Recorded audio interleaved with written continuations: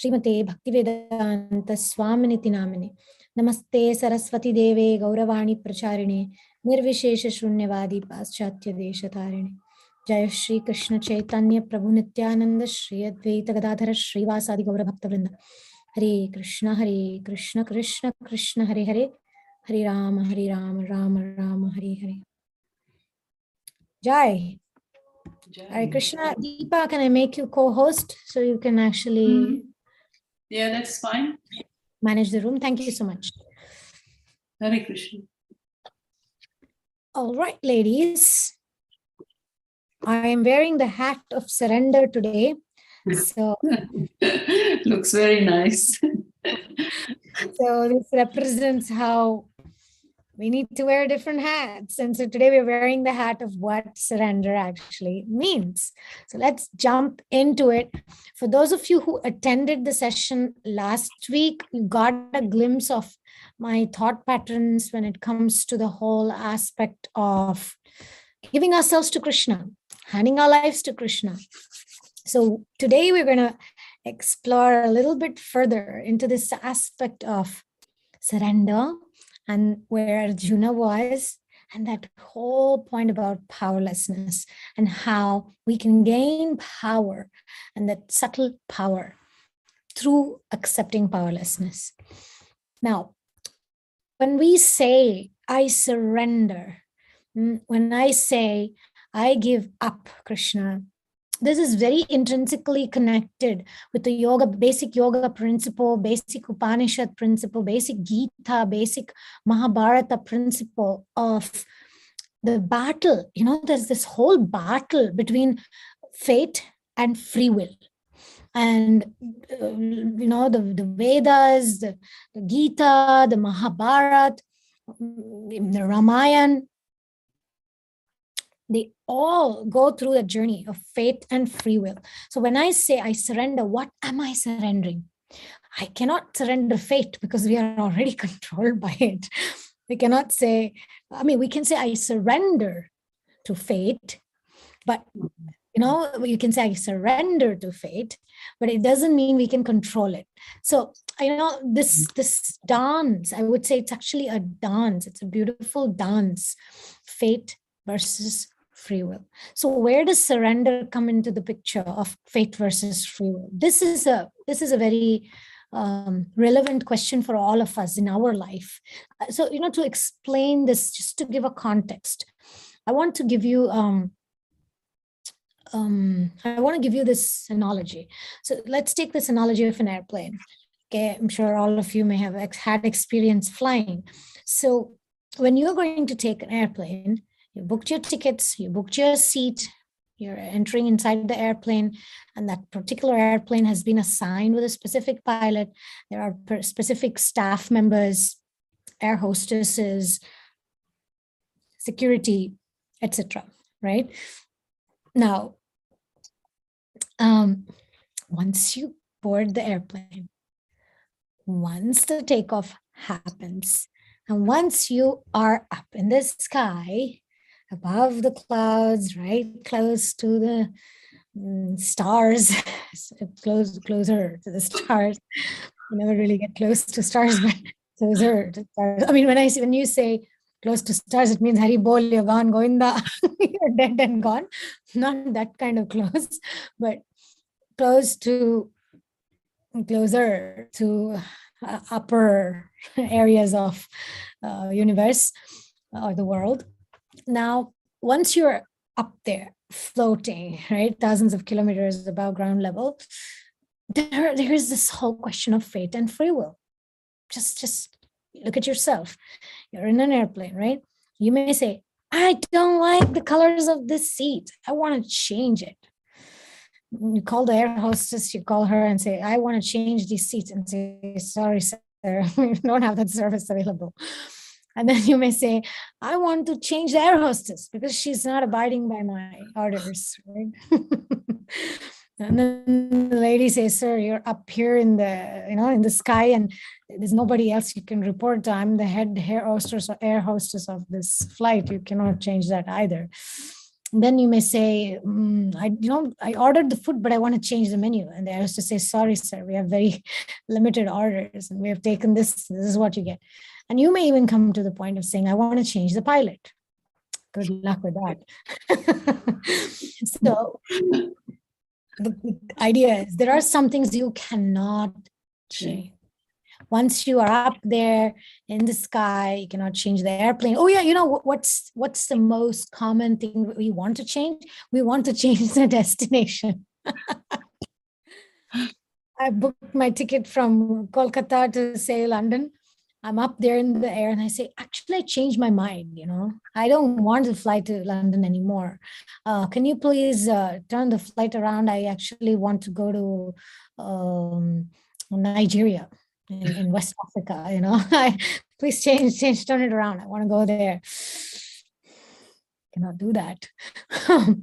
Having said that, this is all the discussion about fate. Once you boarded that airplane, once you got this material body, according to this is basics of Gita, once this material body is already manifested, there's already prarabdha karma, which has been already manifested. You cannot change your parents. You cannot change the way I look. I can't change my height. I can't change my eye color.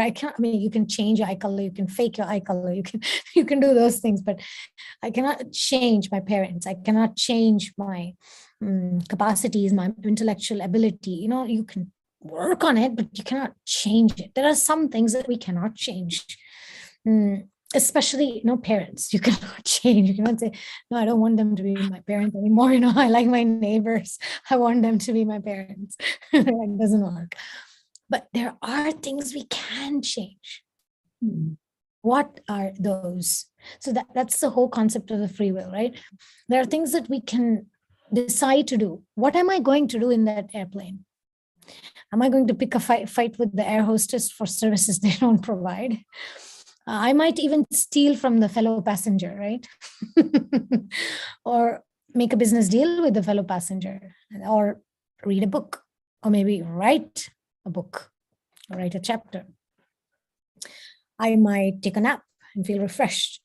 I might chant my rounds because I still didn't chant my rounds as usual in the morning. So there are several things we can accomplish in that trip that can change the course of my life, that can bring a different consequence than what it would bring if we are doing something differently.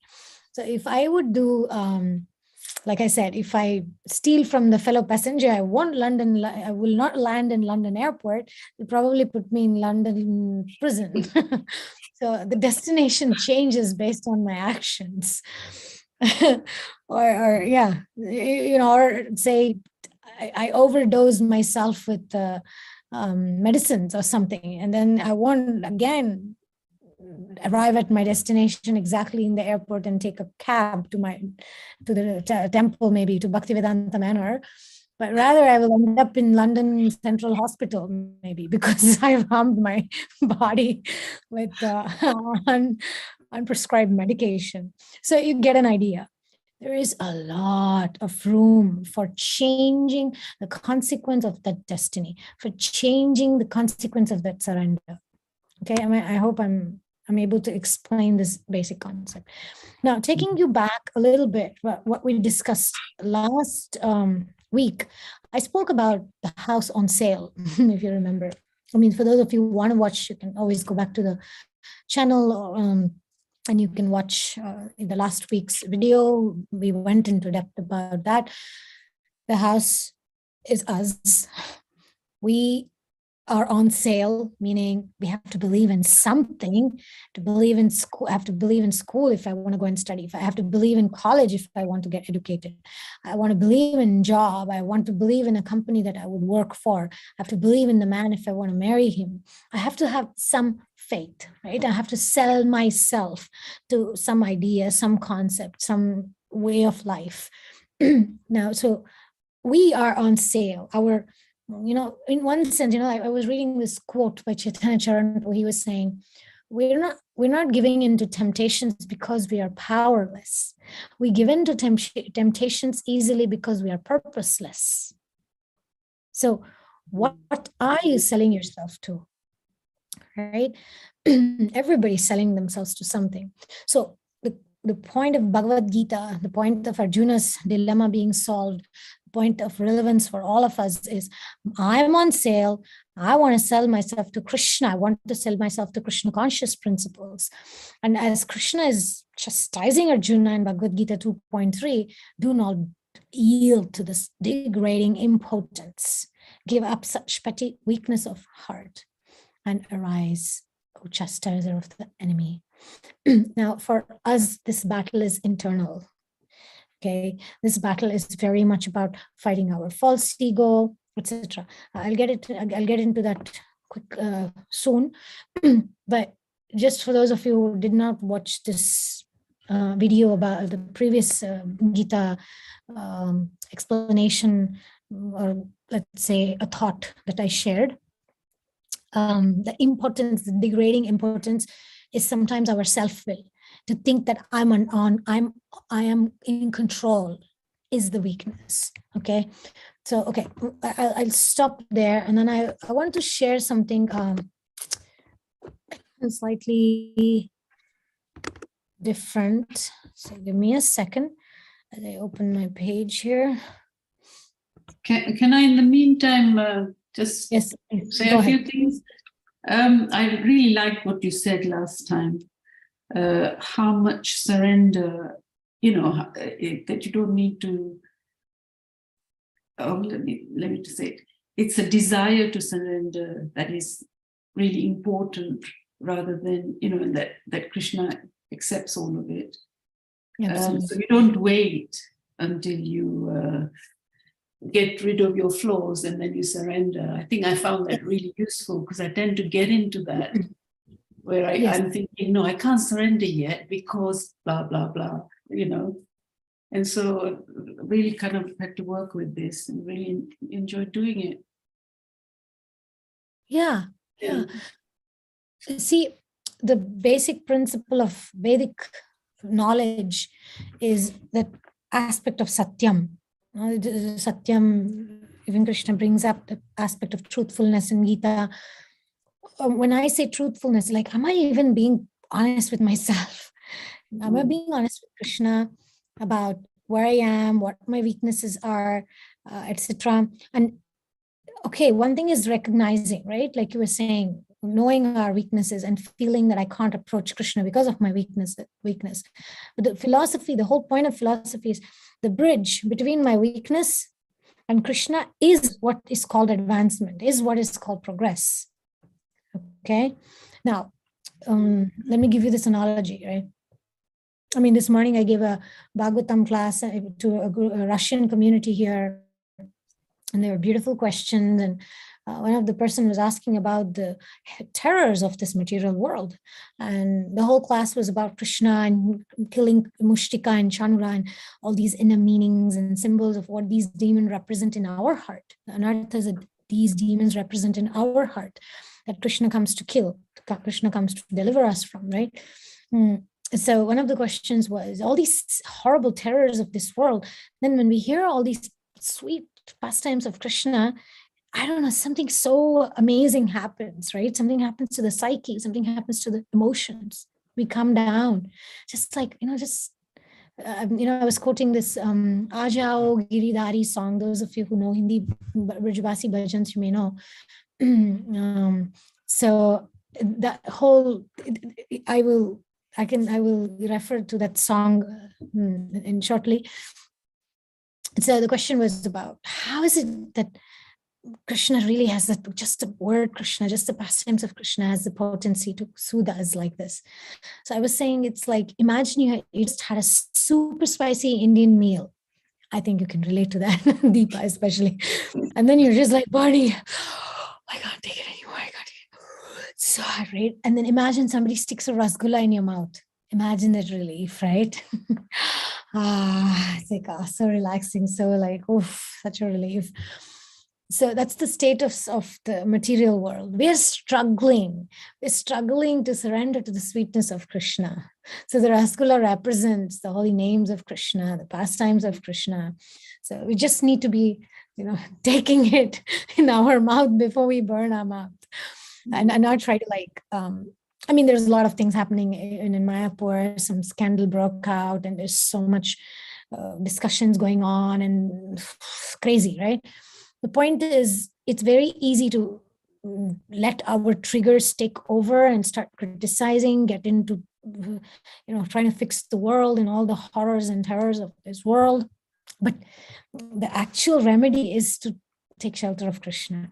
The actual remedy is, as I was saying, being truthful that yes, there are people making mistakes, but let me focus on my business. Let me focus on my surrender to Krishna, and do not let the terrors and strange situations of life take over the central place. That's what surrender also means. So in a sense, kind of gets rid of the pain, doesn't it? Yeah, at least some of it.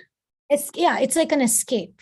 It's like a release. It's like, I can just open my mouth and blurt anything. Okay. Now, let me conclude this point. See, in Bhagavad Gita or in yoga, we are always resolving this dynamic dance of fate and surrender, or willful effort. I have to fix this, I have to do this, and radical surrender. Krishna, I believe in you. I'm not in control. I'm deciding to give my life and my will in your care. So this basic thing to say, Krishna, help me. I can't do this by myself. I cannot do this all by myself. And even in see, Bhagavad Gita is part of Mahabharata, and Mahabharata is this whole history of India, history of the Pandavas, history of how Arjuna coming into that battlefield. There is a whole history behind it. And we know how hesitant Arjuna was. In the beginning of our Gita Connection, we discussed it, that helplessness, weak-mindedness. I'm confused. I cannot understand my duty. Please tell me, Krishna, what should I do? Please, I'm taking shelter of you. Remember that conversation, right? We all have that conversation with Krishna as well. So instead of using our ego and our power to try to control and fix our life, we go to that point of saying, Krishna, you know what? I'm going to hand this over to you. You take this, you take over my life. I'm just going to be an instrument. So that takes a lot of courage, And on Friday, for those of you who attend the Friday sessions, we're going to start with our step work this week. We will be, let me see if I will show you, where is it? Yeah, we will be going over the steps. This is like a basic idea of the steps for those of you who plan to attend. We are kind of resolving if we had emotionally immature parents and we have certain patterns of unresolved childhood issues. We're going to go over these 12 steps. And what are those 12 steps? I can't fix myself, Krishna. That's the first step. Second is, Krishna, you can. That's the second step. And third is like, let God fix it. See, the second principle is very clear in Gita, right? Aham bija pradapita sarvaloka maheshwaram. He says, I'm the seed giving father to all living entities. He says, I am I'm the father of the entire universe. I'm the boss, right? But the issue is all in that third step.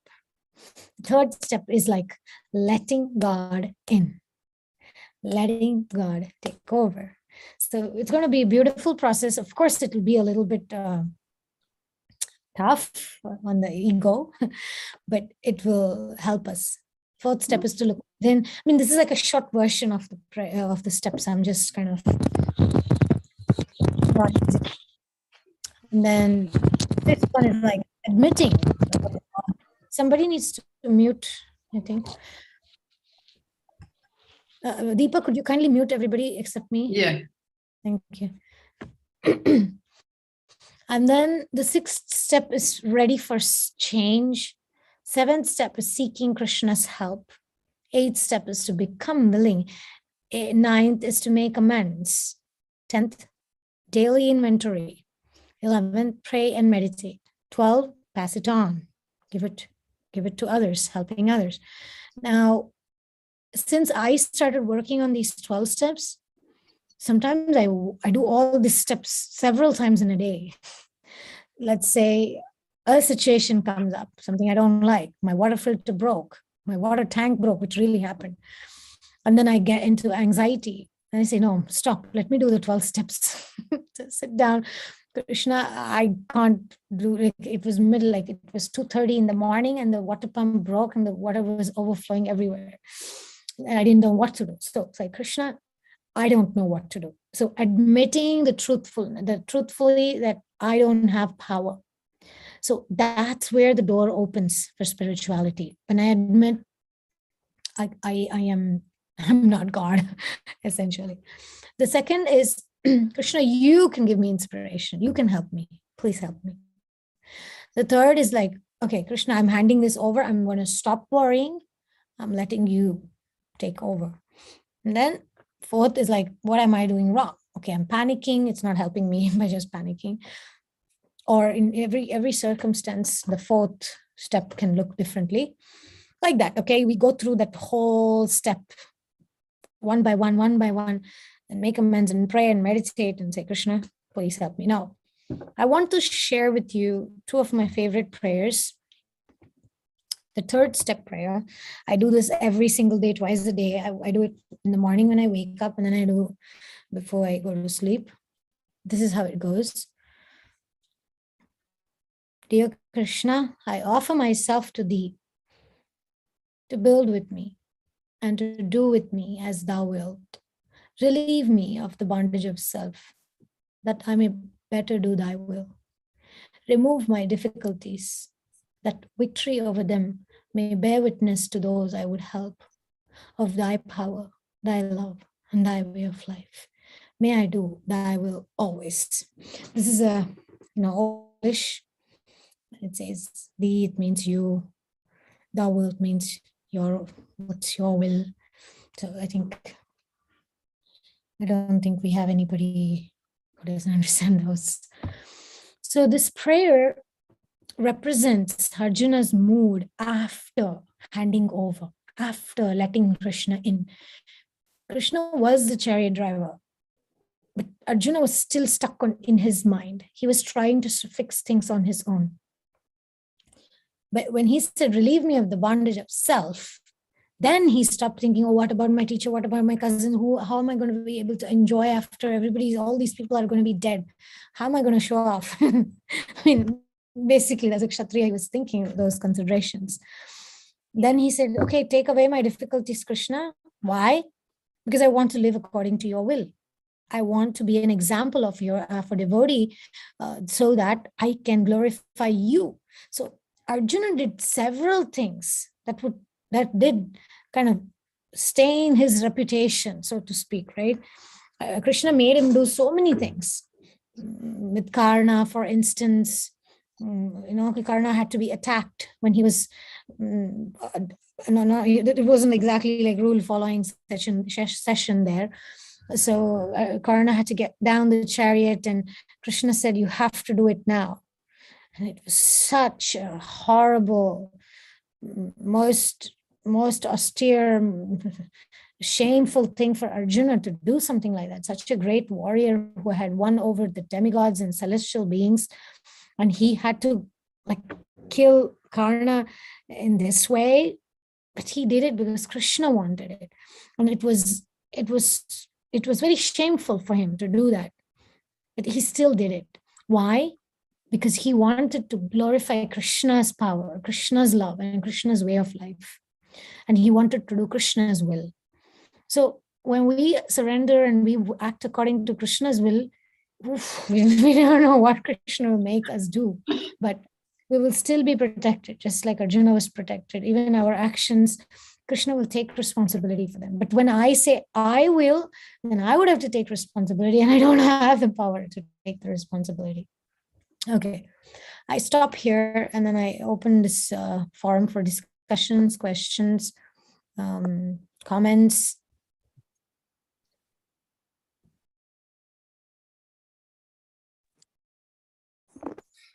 Hare Krishna. Thank you, Sri Radha Govinda. That was beautiful.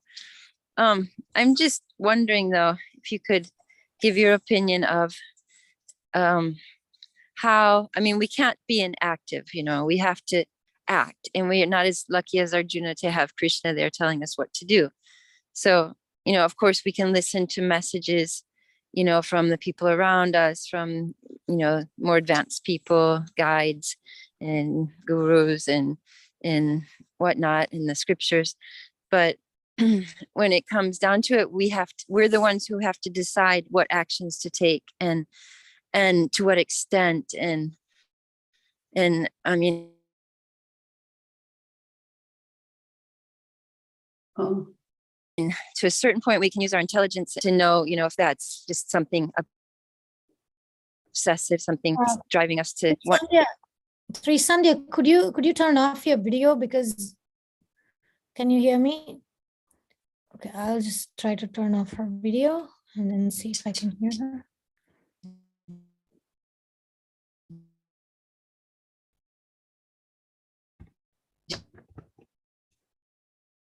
Do a certain thing, or yeah. I was just saying that if you turn off your video, it's better because your connection doesn't seem so stable. Yeah, I turned it off. Yeah, I turned it off. Okay, great. So to which point did you hear me?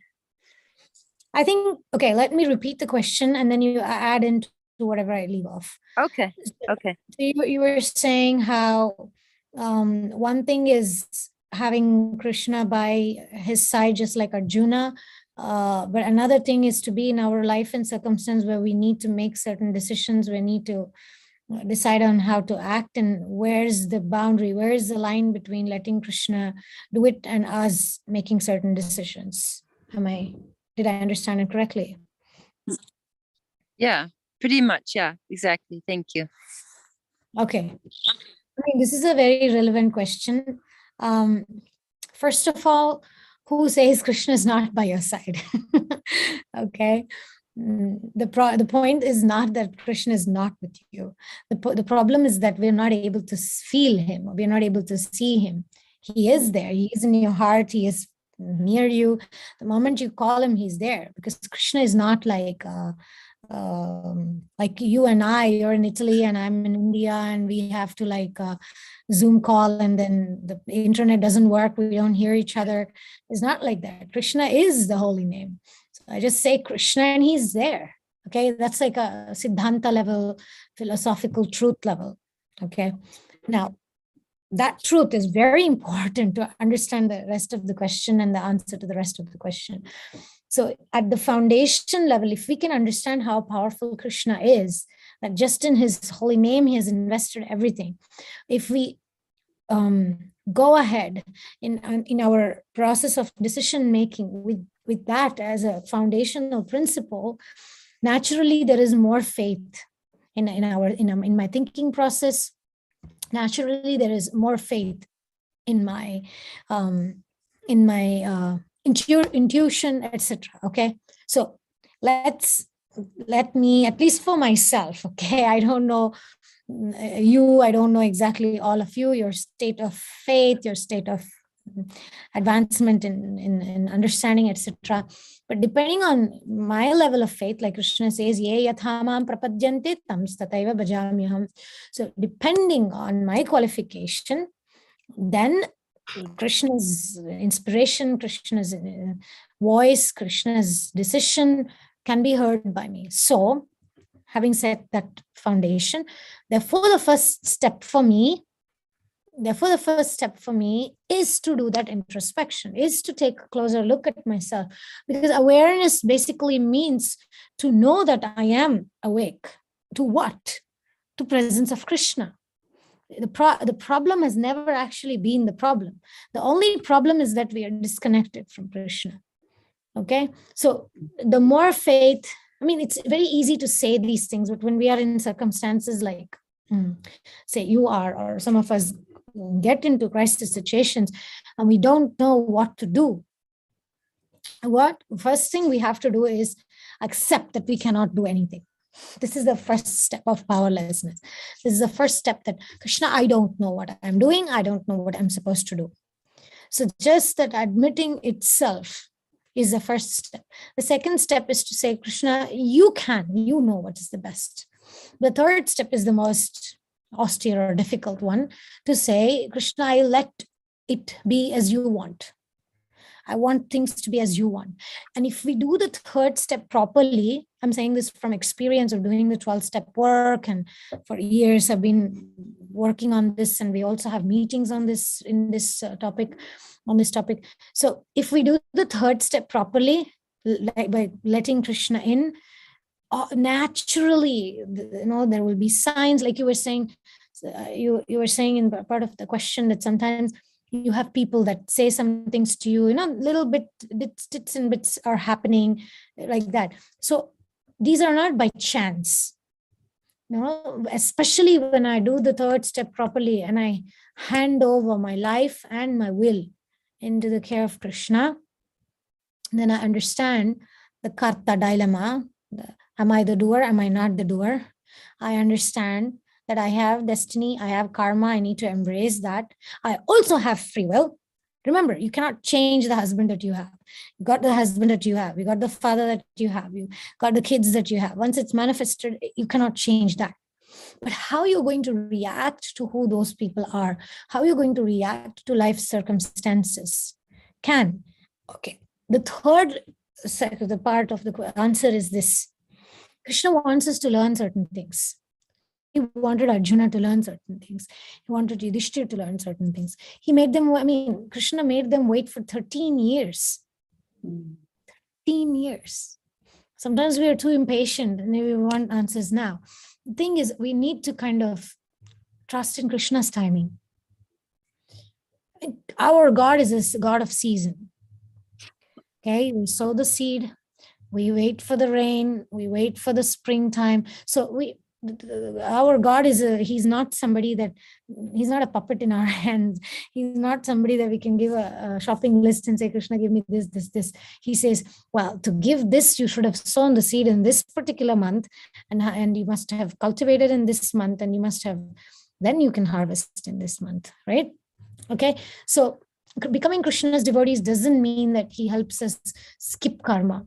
By being devotee, I have free will. I can't change the seats of the airplane. I can't change the pilot. I can't change the air hostess. But I can change my behavior. I can change what I can do. And the first thing I need to do is admit that I am not sane, or depends on what circumstance we are in. And sometimes I may decide like, I don't have the strength to take decisions, Krishna. And that will give you the power. That will give you the strength. So prayers are not just ways to tell Krishna, do this for me. It's not. Prayers are a way. Let me show you the 7-step prayer. Okay, 7-step prayer is also one of my favorites. Prayer basically means expressing our readiness. Expressing our readiness to want to align to Krishna's will. And giving ourselves. So 7-step prayer goes like this. My Creator, I am now willing that you should have all of me, good and bad. I pray that now you remove from me every single defect of character. I can't read that line. What does it say after? Which stands in the way of my usefulness to you and my fellows. Grant me strength as I go out from here to do your bidding. Amen. Yep. Yeah.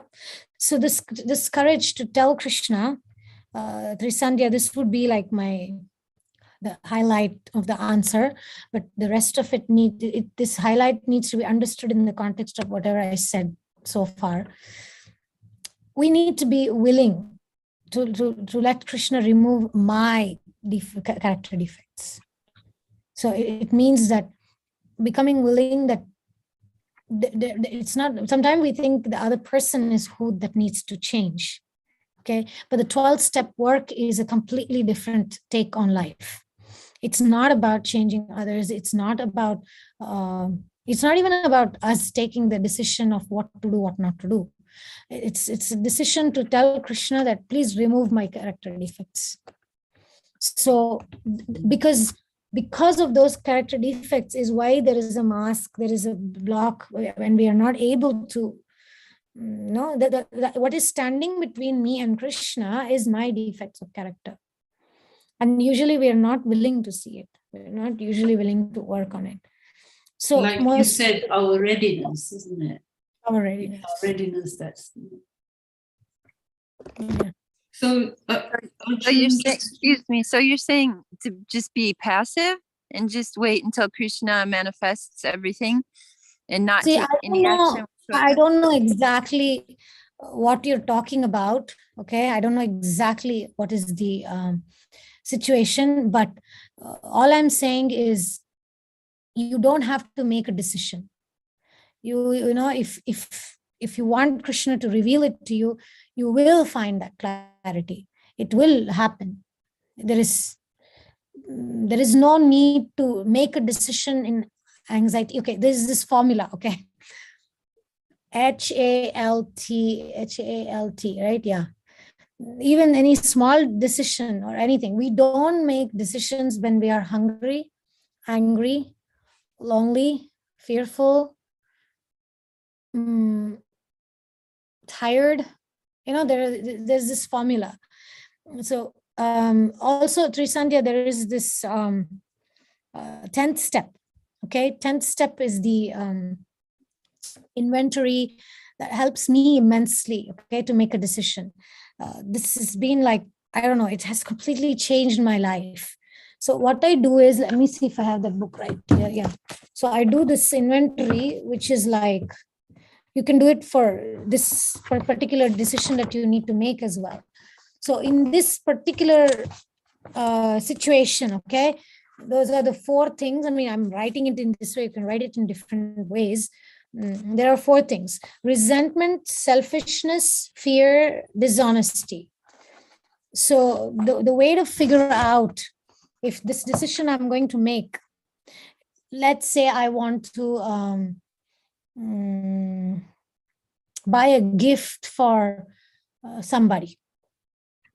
Okay, just this is a very random example. And that maybe I had a fight with that person or something. So first thing is my intention, does my intention have resentment in it? By the way, you can apply this to any situation, any decision you want to make, to see if we are aligned to God's will or not. These are the 4 things. Resentment. So take a look and see, is there any resentment in if I'm going to do this action? As soon as the answer comes yes, first we need to work on it.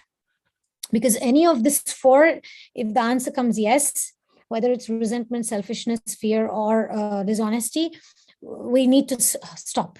As you said, the word passive, yes, externally we need to be passive. But it's not the passivity which is like, okay, go to sleep kind of passive. It's more about sit down and introspect, pray that Krishna, please remove this, whatever it is, resentment, fear. The second is the selfishness. Again, does this action or this decision, does it involve selfish intentions from my part? And selfish can also mean in Sanskrit, the word swartha also means whether it's really beneficial for me and the other person. Selfish doesn't mean, selfish can mean like something beneficial for me and not for others, then it's selfish. But something beneficial for others, something that, I may think, I don't want to be selfish, I want to be kind and forgive the person.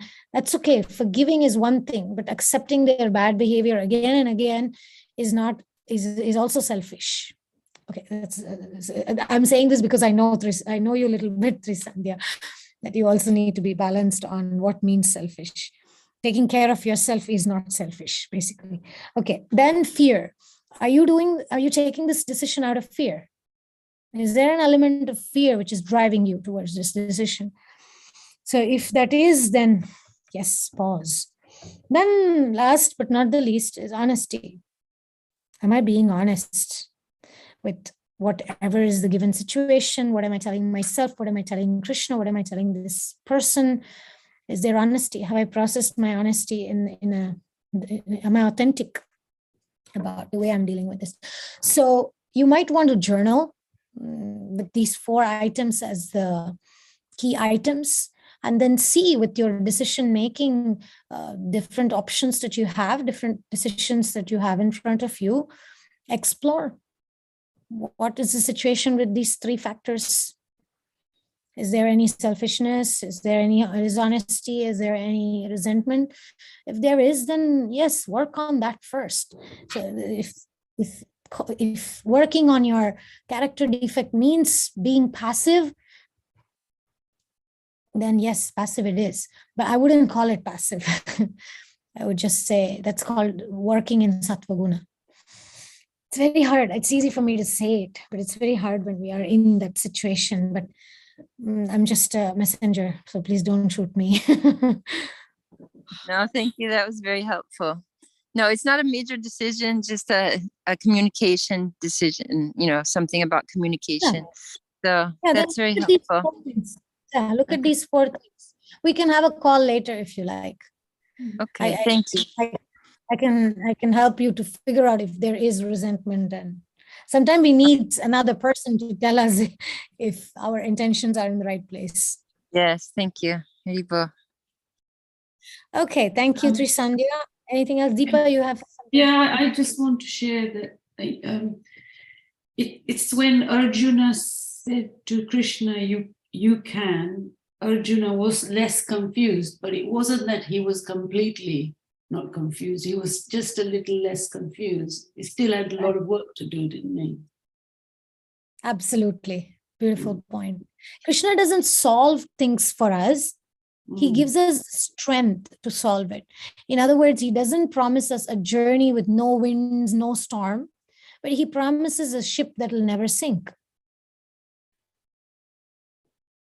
You see what I mean? So we are in that ship of Krishna that will never sink, but we cannot complain about the storm and the wind. We just need to learn our lessons. We need to learn to, so how do you say? Row the boat, so to speak. Yeah. We have a lot of beautiful girls. I think you're all joining. Some of you are joining first time from Kolkata. If I'm right, you can just say hello, Hare Krishna.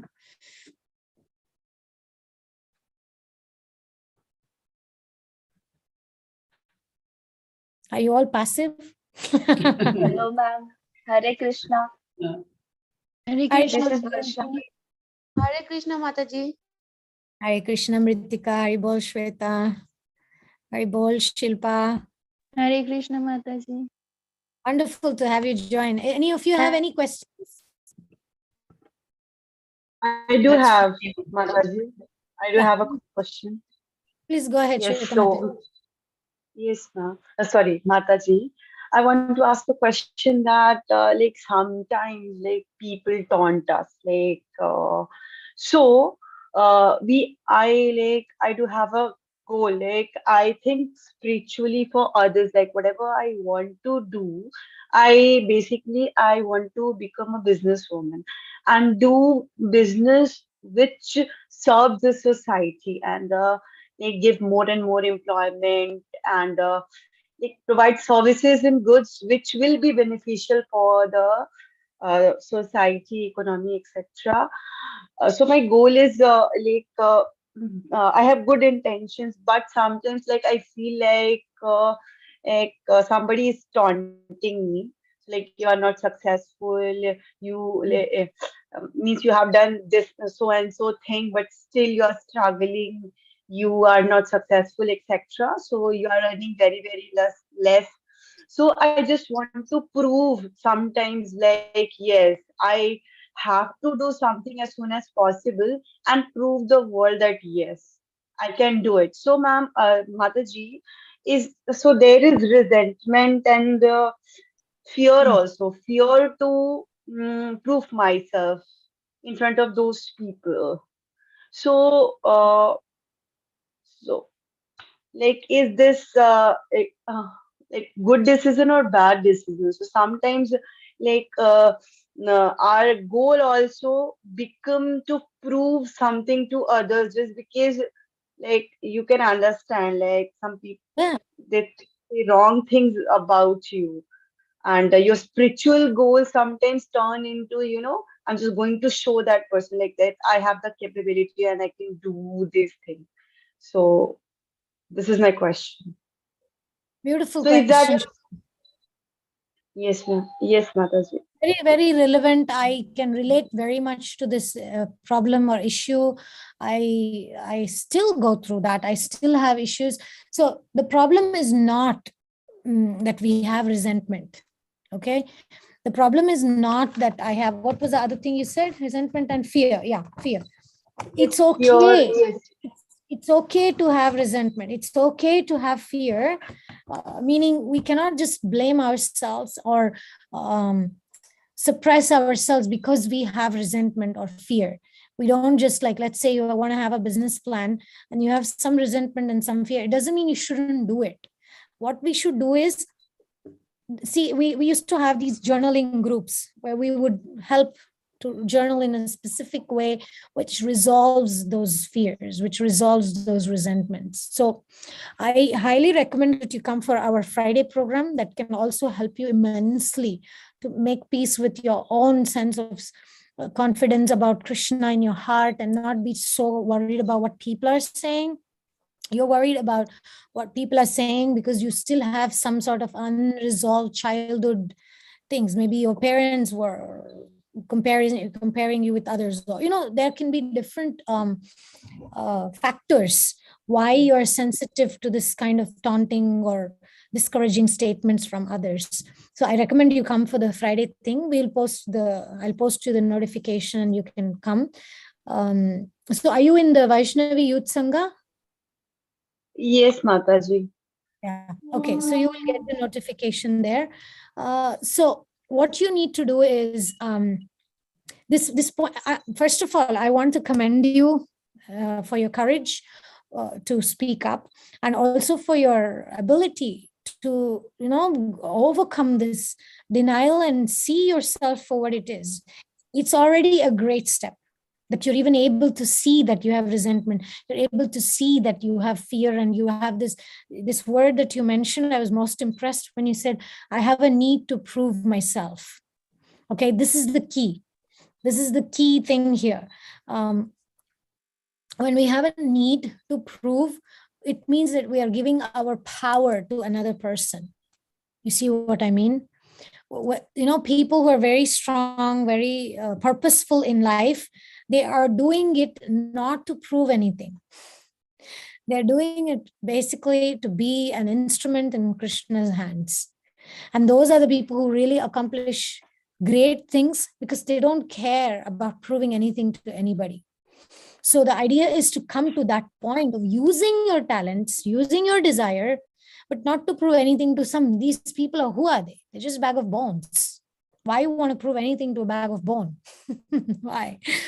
So if there's anything we have to prove, we just have to prove to Krishna that we need him. That's all. Mm-hmm. So ask Krishna, I have this desire. I have this nature. I have this tendency. I want to do this. I want to establish a business. I want to have a sense of value and worth about being a woman, and I want to be a successful person. You express whatever it is, your honest desire, to Krishna. And then you say, please, Krishna, inspire me and help me and use me as an instrument to do your bidding, your mission. Engage me as your instrument. Then what will happen is he'll accomplish great things through you, but you will not have to suffer the taunting, nor will you have to become too attached to people telling you, oh, you're great or you're wonderful, because you become dependent on others telling you you're great and wonderful. And then when they don't tell you, you become very sad. So when we serve Krishna, we don't care what people are saying about us, as long as they're glorifying Krishna. I mean, this is what I'm saying is a very high level. That's where we need to reach. But it's okay to have ambitions. Just if you can work on not trying to prove yourself to any of these people, mundane people, just journal, Write it down like this. Why am I resentful? What is it that is causing me fear? What is it? Where am I being dishonest? Whatever it is that comes up for you, you need to write it and then hand it over to Krishna. Try that. And then you can write to me. Okay. And then you can come on the Friday meeting and then we can discuss more. And we may also for VYS is Vaishnavi Youth Sangha. So for VYS, I'm planning to have a separate coaching session just for our VYS girls we'll discuss which day. I'll post on the group.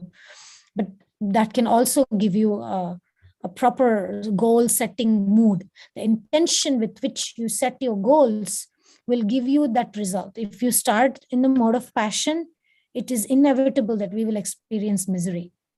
But if you start with Sattva Guna, it will be a little slow.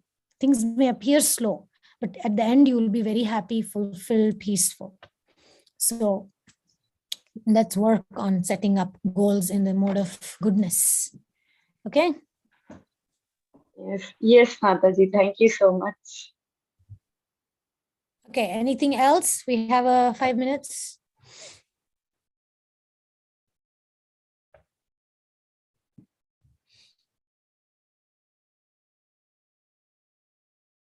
See, this journaling also helps us be honest with ourselves. To take a deeper look, you don't have to, again, it's not to anybody you have to say. Just write it. I'm like looking at what I wrote a few months ago. And I'm like, that's like a lot of honesty there. I'm not going to read it to you, but I'm writing about all my fears there. And months later, I'm looking at it and I'm like, wow, I was so afraid of these things. So, no, writing it to Krishna, handing it over to Krishna. It's very powerful. So, yeah, it also highlights that we have so much free will, really. Absolutely.